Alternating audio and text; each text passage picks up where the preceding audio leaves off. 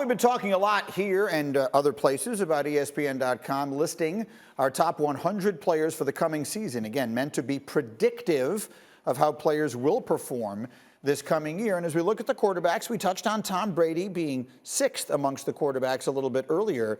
Look at Baker Mayfield in Cleveland, all the way down the list, well behind players like Justin Herbert and Matthew Stafford, considered the 86th best player in the NFL this year and 12th or further down amongst the quarterbacks. So let me ask the same question I asked about Tom Brady a little earlier. Booger McFarland with Baker Mayfield at number 86. Is that too high or too low? Well, Greeny, I think that's a little too low, relatively speaking, because obviously playing the position of quarterback. Now, with that being said, I think I take the same stance that the Cleveland Browns are taking with Baker Mayfield. I need to see a little bit more. That's the reason Baker hadn't gotten his contract. That's the only reason, because we saw Baker early on in his career, and Baker was shaky. Now you bring in Kevin Stefanski, this offense, the play action. Baker looks like a franchise quarterback, but just like the people in Cleveland, I think we all want to see one more year. Can you do and be consistent in the same things again? If so, he can move up this list, but he should be a little higher, but not too much. Well, so Marcus, let me rephrase the question then. When we're having this conversation a year from now, will Baker have made an enormous jump? That's what Booger says he's looking for and the team is looking for. Is it going to happen? Is Baker going to make a huge jump this year? I believe he will, G, because based on last year, all of the evidence that we saw, he had a magnificent jump last year. And look, here's the thing that people get misconstrued. Baker Mayfield didn't have an outer-worldly season. Like you see it there, 26 touchdowns, 8 picks. The 8 picks being the most important because he limited turnovers. But Baker Mayfield is in a similar situation I was just talking about with Mac Jones. When you're called upon to make clutch plays, make them.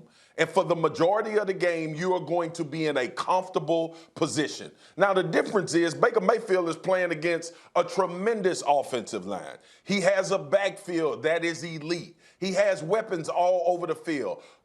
We expect this defense to be better, to get him more opportunities throughout the duration of a game. So, yeah, I expect him to make a large leap from 86, but I'm not talking about Baker Mayfield overtaking the Josh Allens or the Dak Prescotts or the Aaron Rodgers of the world. I just think because of the team's success, he's going to make a jump because he'll be a part of that, and he'll make some clutch plays and dynamic plays in some moments. Look, the most impressive thing about Baker Mayfield last year, and y'all know I've been hard on Baker Mayfield. I didn't think he had the goods. The one thing that changed my mind about Baker Mayfield was not the entirety of the season.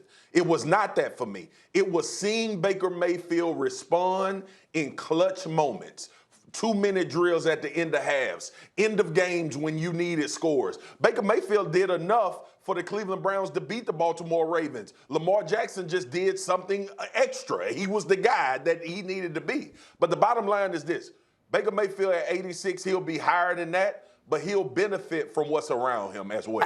How will the Browns handle this as you look at it? Because to the point these guys are making, he probably won't put up the kind of numbers based upon the offense they run and all the kind of stuff that the Josh Allens are putting up, and they will have to make a decision contractually on him one way or the other next year. Yeah, they will. And look, they could do the extension now, but they haven't. And I think part of the issue is that there's a number that they will go to, and there's one he wants, and they obviously haven't matched up. So could he do what Dak Prescott did in Dallas and continue to rise and get to the point where they end up having to pay him at the top of the market? Of course he could. And I'm sure they would be happy to do that if that happened. But right now they have a player that they like, who fits what they need to do, and is performing at the level that they like, and then they'll figure out what that's worth at some point. Thank you for watching ESPN on YouTube. For live streaming sports and premium content, subscribe to ESPN+.